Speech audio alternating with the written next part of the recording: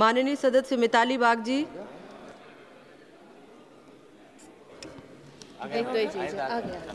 नमस्कार महाशय, আমাকে বলার সুযোগ দেওয়ার জন্য অনেক অনেক ধন্যবাদ।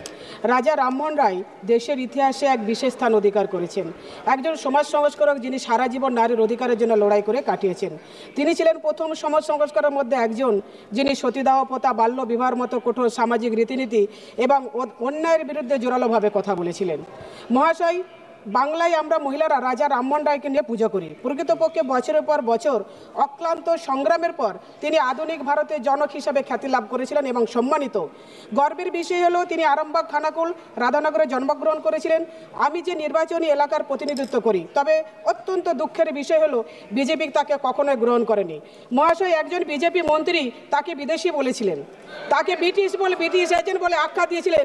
তার তীব্র প্রতিবাদ জানাই। বিজেপি মানে নারী বিদ্বেষী, বিজেপি মানে বাংলা বিদ্বেষী, বিজেপি মানে ঋষি মনীষী বিদ্বেষী। তাই রাজা রামমোহন রায় সম্পর্কে যে কুমন্তব্য মধ্যপ্রদেশের বিজেপি উচ্চ শিক্ষা মন্ত্রী করেছেন, আমি তীব্র প্রতিবাদ করি এবং ওই মন্ত্রীর শাস্তির দাবি জানাচ্ছি।